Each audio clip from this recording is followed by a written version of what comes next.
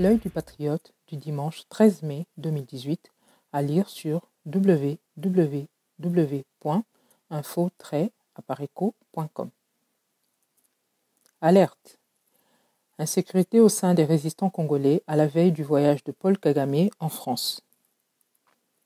Alors que la majorité des pseudo-élites politiques congolaises poursuit sa mission diabolique de distraire les Congolais avec des projets sulfureux d'élections piégées d'avance, le régime Tutsi rwandais d'occupation, lui, appuie sur l'accélérateur pour parachever ses différents projets de balkanisation de la RDC, notre pays.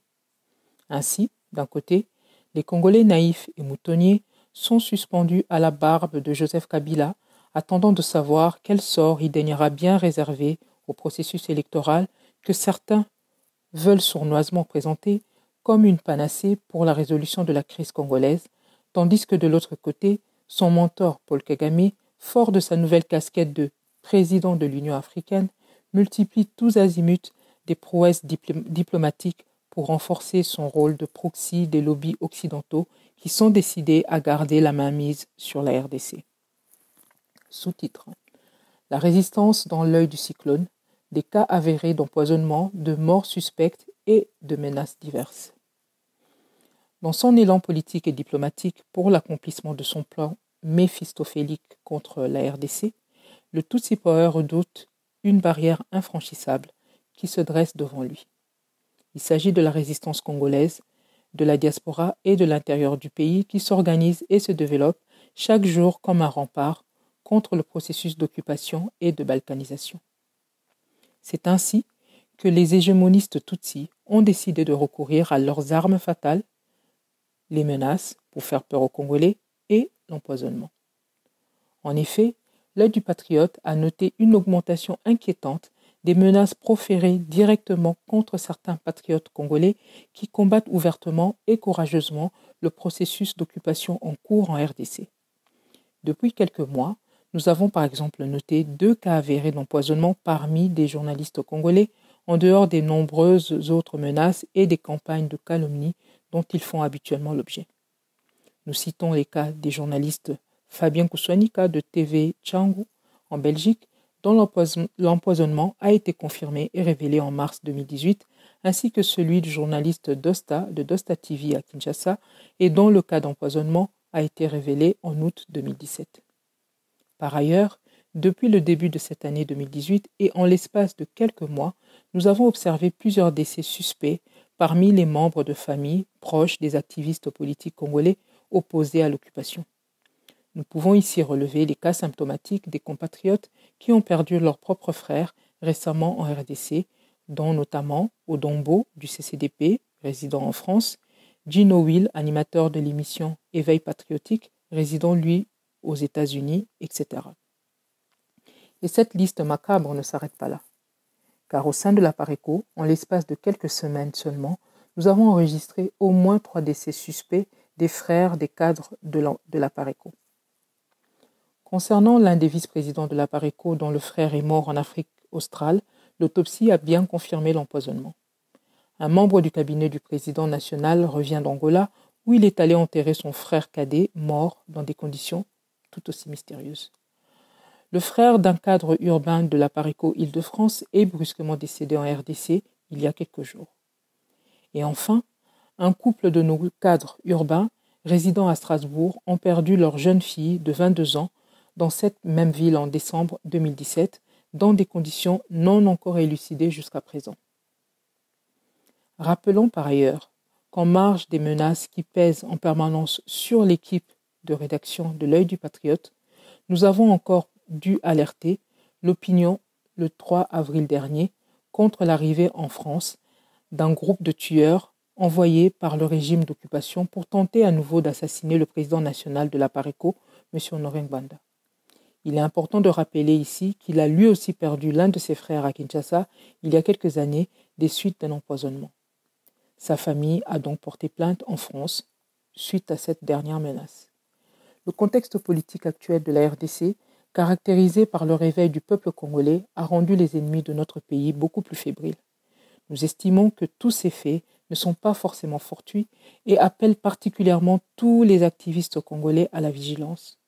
Toutefois, ceux des Congolais qui ont choisi de ne pas se battre contre l'occupation de la RDC ne sont pas forcément plus à l'abri. Car, en réalité, avec des millions de morts déjà enregistrés en RDC et toutes les victimes de violences ou d'arrestations arbitraires, il y a lieu de considérer qu'aujourd'hui, tout Congolais qui aime simplement son pays est potentiellement menacé où qu'il soit. Nous attirons également l'attention de nos compatriotes sur le fait qu'en plus des menaces physiques, nos ennemis s'activent aussi dans diverses campagnes de dénigrement des activistes ciblés, et cela passe par la calomnie ou même par la recherche et la publication des images compromettantes les concernant. L'heure est donc plus que jamais à la vigilance et à la solidarité parmi les résistants. Ce climat préoccupant d'insécurité explique et justifie la restructuration qui vient d'être opérée au sein de la PARECO concernant nos services de sécurité. Une réunion importante s'est en effet tenue à ce sujet à Paris le 14 avril 2018. Au cours de celle-ci, le président national de la PARECO s'est entretenu directement avec les cadres et membres de la nouvelle équipe de sécurité de la PARECO en présence de la vice-présidente Candide Okeke. De nouvelles instructions leur ont été données pour renforcer les dispositifs de sécurité des membres de notre mouvement. Sous-titre. À la veille du voyage de Paul Kagame en France du 23 au 26 mai 2018 pour participer au salon Viva Technologie, des agents rwandais foisonnent déjà à Paris et dans les villes françaises. C'est donc dans ce climat de recrudescence d'insécurité qu'intervient l'annonce du voyage de Kagame en France du 23 au 26 mai 2018. L'homme arrive en France auréolé de ses nouvelles fonctions de président de l'Union africaine, tandis que de l'autre côté, son cheval de Troie en RDC, Joseph Kabila, est fragilisé par la montée de la contestation et de l'hostilité du peuple congolais, de plus en plus acquis aux thèses de la libération de la RDC des mains du Tutsi Power. Et dans la résistance congolaise de la diaspora qui constitue le fer de lance du combat, la France et la Belgique en constituent des bastions incontournables. Paul Kagame est invité en France pour participer au salon Vivatech dédié à la relation entre start-up et grands groupes et qui sera précédé le 23 mai par, je cite, un mini-sommet international sur la manière dont la tech peut et doit impacter positivement la vie des citoyens. Ce projet a été initié par l'Élysée. Ainsi, à une semaine de la date anniversaire, soit le 2 juin prochain, de l'assassinat de l'activiste congolais et défenseur des droits de l'homme Floribert Chebeya, la France, pays des droits de l'homme, déroulera le tapis rouge du sang des Congolais au mentor de Joseph Kabila, grand artisan du pillage et du trafic des minéraux du sang en RDC. N'est-ce pas cynique que Paul Kagame, dont le régime est responsable du génocide de plusieurs millions de Congolais, soit invité comme un VIP dans un salon dont les activités des participants sont liées directement ou indirectement à l'exploitation des minerais, dont notamment le coltan, que le Rwanda pille en RDC et exporte allègrement alors qu'il n'en dispose pas lui-même en quantité commercialisable. Plus grave encore, nous apprenons que le Rwanda, qui a tourné le dos à la francophonie, en choisissant de basculer dans le camp anglo-saxon, vise la présidence de l'OIF. Signalons que la même OIF a été retenue par le régime fantoche de la RDC pour aider au bon déroulement des élections dans notre pays. Ceci explique donc cela. Par ailleurs, la rédaction de l'Œil du Patriote a été alertée au sujet de la présence de plusieurs agents rwandais à Paris, particulièrement ces derniers jours.